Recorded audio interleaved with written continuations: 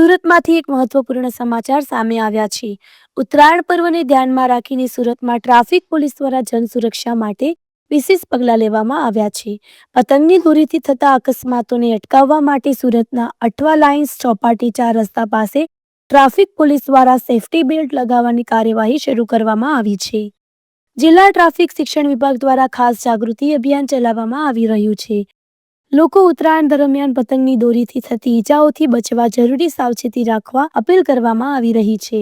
આ સાથે વરાછા પોલીસ દ્વારા જાહેર માર્ગો પર પબ્લિક સેફટીના ભાગરૂપે 2 વ્હીલર બાઇક ચાલકો માટે ફ્રીમાં પતંગની દોરીથી બચાવ માટે સેફટી ગાર્ડ લગાવવામાં આવી રહ્યા છે।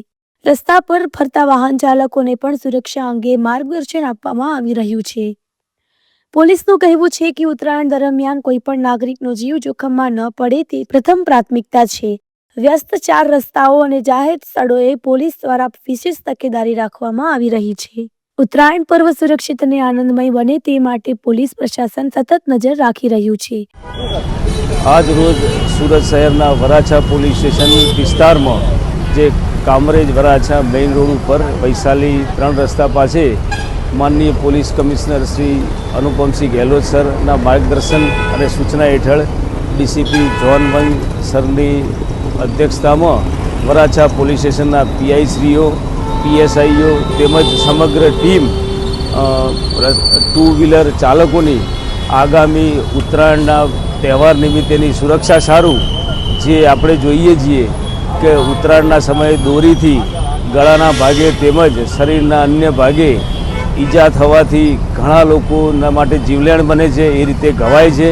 તો એને રોકવાના પ્રયાસ રૂપે પોલીસ કમિશનર સાહેબના માર્ગદર્શન હેઠળ ટીમે પોતે 2 વ્હીલર વાહનની આગળના ભાગે સ્ટીલના ગાર્ડ સળિયા લગાડી અને વાહન ચાલકોને ઉત્તરાયણ તહેવાર દરમિયાન તકેદારી રાખવા માટે તેમજ નિયમિત હેલ્મેટ પહેરવા માટે અને આ સિવાય 2 વ્હીલર ચાલકો ઉત્તરાયણના નજીકનો તહેવાર આવતો હોય બ્રિજનો ઉપયોગ ઓછો કરે અને નીચેના ભાગેથી મુસાફરી કરે એ પ્રકારે તકેદારીના બેનર્સ સાથે અને આ સ્ટીલ ગાર્ડ લગાડી અને એક કોમ્યુનિટી પોલીસિંગના ભાગરૂપે સુરક્ષા પ્રદાન કરવા માટે સુરત શહેર પોલીસ ઝોન 1ની ટીમે એક પ્રયત્ન હાથ ધરેલ છે।